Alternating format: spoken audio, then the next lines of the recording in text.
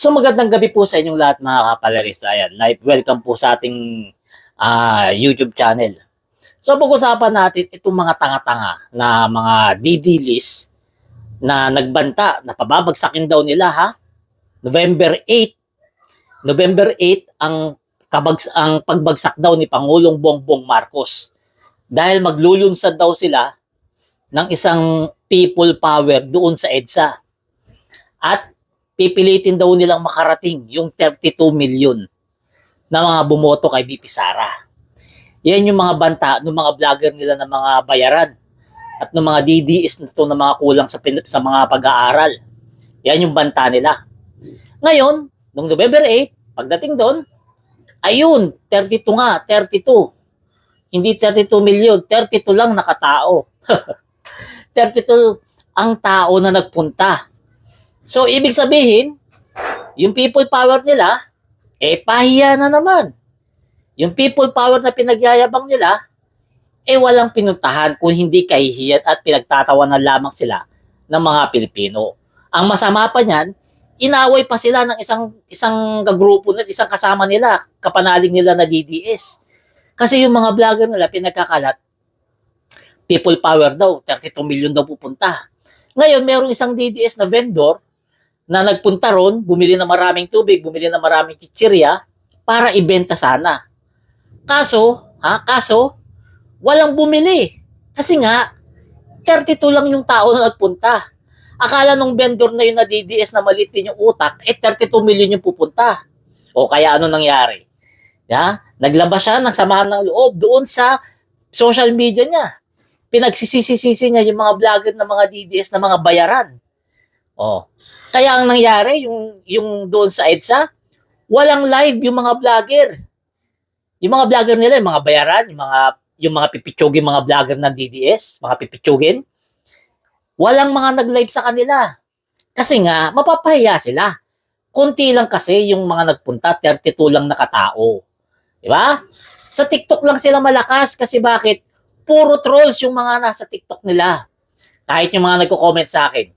Puro trolls, mga walang mukha. Kung may mukha man, nakalak yung profile.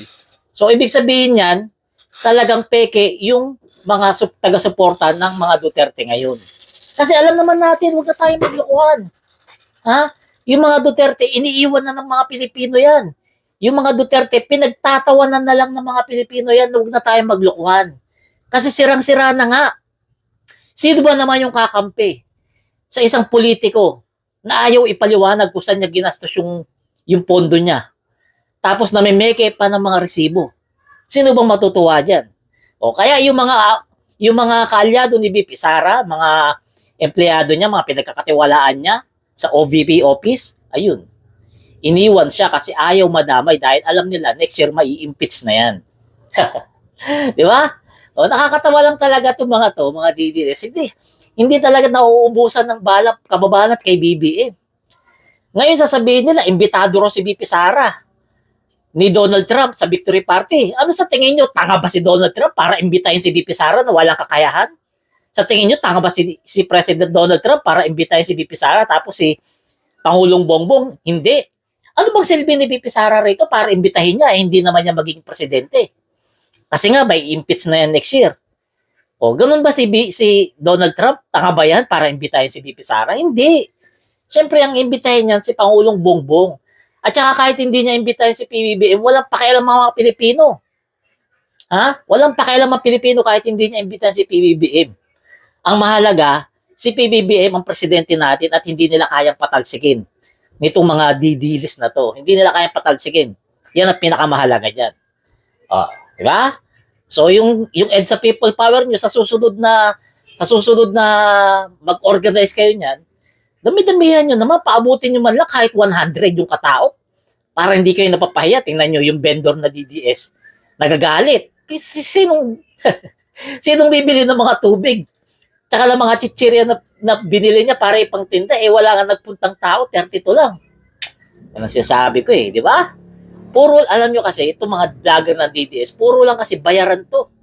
Ayoko na mag-mention ng mga vlogger ng DDS kasi mga pipitsugin kasi hindi ko ka-level yung mga yan, mabababa yung mga yan. Hindi ko yung mga ka-level kaya hindi ko pinagbabanggit, hindi ko aaksayahan ng panahon. Excuse me. Di ba? Kalat na kalat ngayon na may binabayaran ng mga DDS vlogger. Hindi nila gayahin yung mga vlogger ni BBM, di ba? Walang bayad. Walang binabayaran kasi bakit? Malalakas kasi yung views namin. Malakas yung mga nanonood sa amin, kaya hindi namin kailangan magpabayad dahil kumikita kami sa mga views namin, lalong-lalo na sa Facebook, yung iba sa YouTube. Oh, yan ang totoo.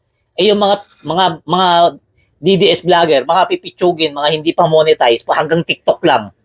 'Di ba? Hanggang TikTok lang. Sa Facebook hindi sila makaporma kasi hindi nga sikat, hindi kilala, pipitsugin sino manonood sa kanila sa Facebook. 'Di ba? Oh. So kayo, i-comment nyo na lamang kung anong sa tingin nyo doon sa people power nila. Nagmukha ba silang tanga o nagmukha silang katawa-tawa doon sa 32 na katao? So i-comment nyo na lang yung reaction para ating mapag-usapan. Salamat.